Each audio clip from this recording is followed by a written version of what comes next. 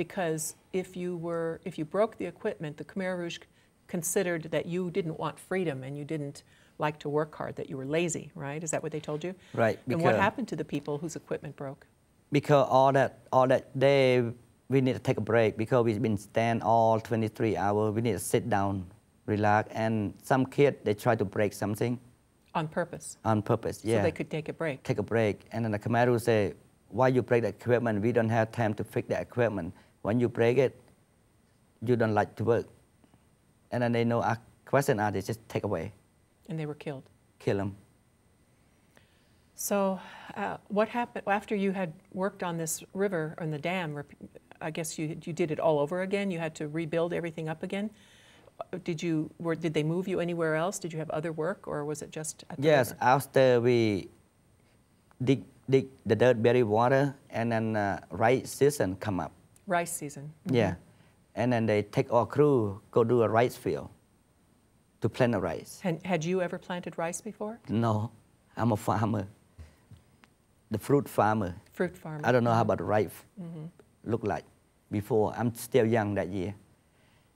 And then they move us from dig the dirt, bury water, and go to rice field. They say, go get a new job. And then we don't know how to write. We don't know what kind of job is. The first step. And then we know they bring us, go to kill. You knew that what? We knew that we go to kill. That you were going to get killed? Yeah, because they say, go get a new job.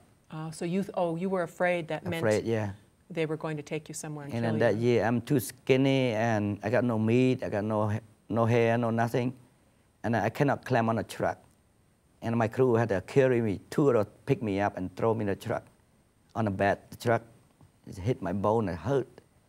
And out of that, all my crew fell up truck. A Khmer Rouge sit on the side, point the gun. So we sit on the middle.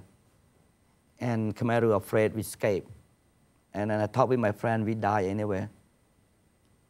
And we take out, like 4 hours later. They say, okay, drop out right here. Go to work. And then after they drop out, and we jump out of, some kid jump out of the truck and cannot stand up again and die right there, still alive. And some people are hanging there. And after that, we stand it up. Khmer Rouge say, okay, walk straight. When I walk straight, I can hear people screaming, yelling in the jungle. I tell my friend, that's the people need help. I think the Khmer Rouge bring our crew, kill right here again. So it's not go to work, maybe go to kill. And then my friend said, Bun, we don't know, we die anywhere.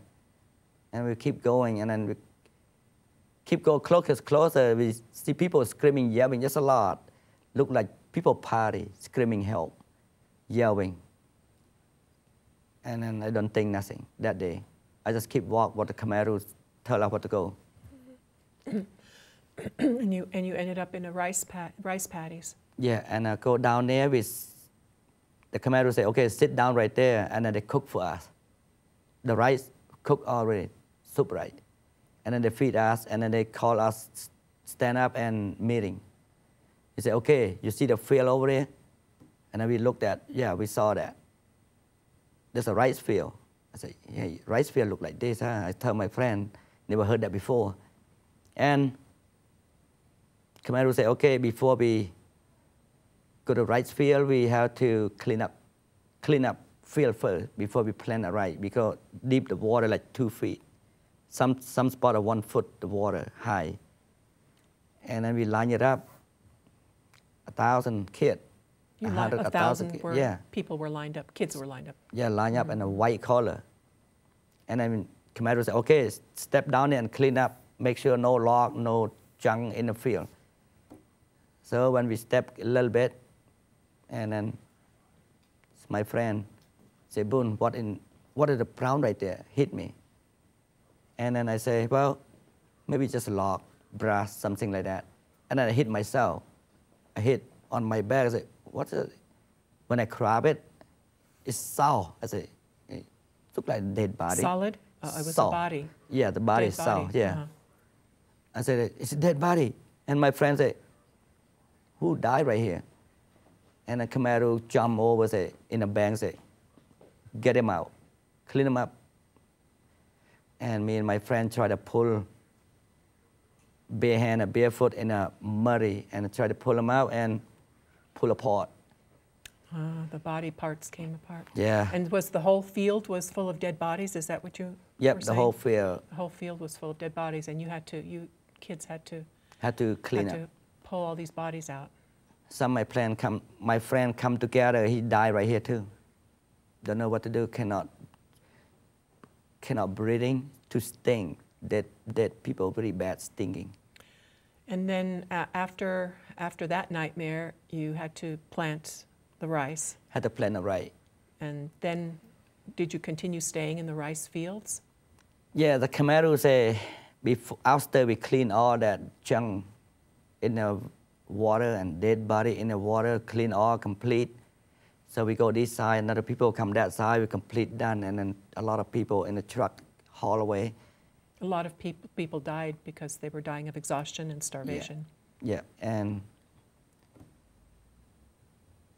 next morning I say, okay, plant it right. They told us how to plant it right, like this, like this, like this. I said, okay. And make sure the right stick on the ground, no floating.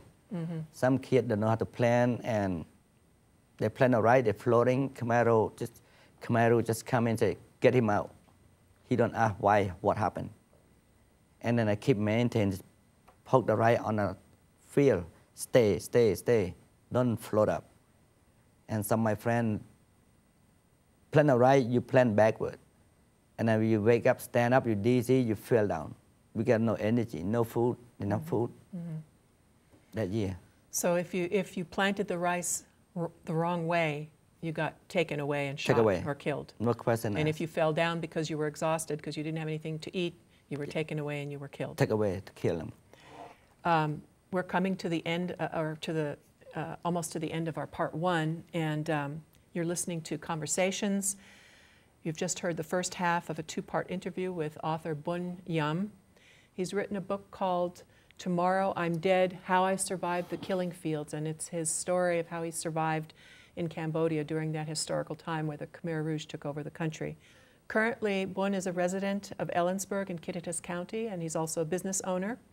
We're going to do this show in two parts, so please stay with us and join us for part two.